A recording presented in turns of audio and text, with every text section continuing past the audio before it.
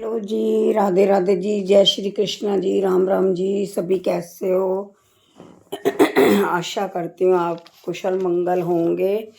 तो चलिए, जो है बीच बीच में कुछ ना कुछ इमरजेंसी घर के काम की आ जाती है, क्योंकि खुद ही अकेले दिखना पड़ता है। तो इसलिए जो है एक दो दिन एब्सेंट हो जाती हूँ। क्या करें, अब वो भी बहुत ज़रूरी है ना, गृहस्थ आश्रम निभाना भी बहुत ज़रूरी है। क्यों, क्या कहते हो? तो चलिए, अभी हम आज जय श्री कृष्णा बोलते हुए और भगवत महापुराण की जय बोलते हुए नया श्लोक पढ़ते हैं। काक्षन्तः कर्मणा सिद्धि जजन्तः इह देवताः क्षिप्रम ही मानुषे लोके सिद्धि भरवती कर्मजा। भगवान कहते हैं इस संसार में मनुष्य काम कर्मों में सिद्धि चाहते हैं, फलस्वरूप वे देवताओं की पूजा करते हैं। निस्संदेह इस संसार में मनुष्य को सकाम कर्म का फल शीघ्र प्राप्त होता है। भगवान कह रहे हैं कि मनुष्य जो है ना, भगवान की भक्ति इसलिए करता है कि वो जो इच्छाएं मन में रखता है उनको सिद्ध करना चाहता है कि मेरा ये काम पूरा हो जाए, ये काम पूरा हो जाए। तो इसलिए देवताओं की पूजा करते हैं। इस जगत के देवताओं के विषय में भ्रांत धारणा है और विद्वता का दम करने वाले अल्पज्ञ मनुष्य इन देवताओं को परमेश्वर के विभिन्न रूप मान बैठते हैं।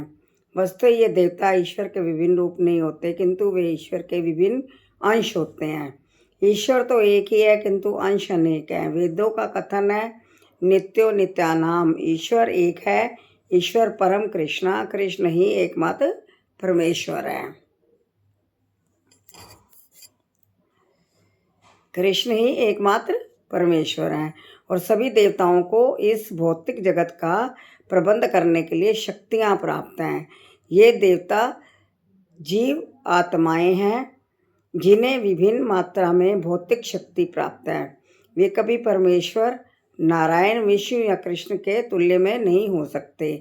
जो व्यक्ति ईश्वर तथा देवताओं को एक स्तर पर सोचता है वह नास्तिक या पाषंडी कहलाता है।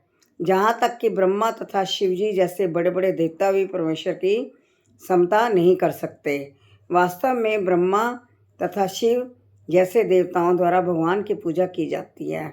तो भी आश्चर्य की बात यह है कि अनेक मूर्ख लोग मनुष्य के नेताओं की पूजा उन्हें अवतार मानकर करते हैं। यह देवता पद इस संसार के शक्तिशाली मनुष्य या देवता के लिए आया है, लेकिन नारायण, विष्णु या कृष्ण जैसे भगवान इस संसार के नहीं हैं। वे भौतिक सृष्टि से परे रहने वाले हैं।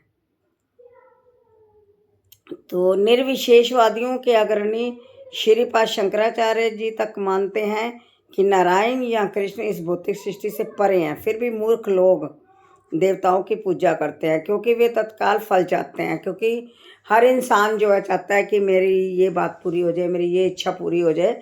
तो वो भगवान को इसलिए पूजा करते हैं और वो चाहते हैं कि हमारी ये इच्छा जो है पूर्ण हो जाए। ठीक है,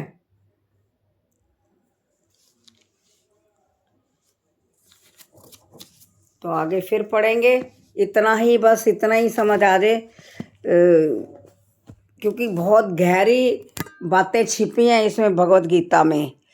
कृष्ण भगवान की जय।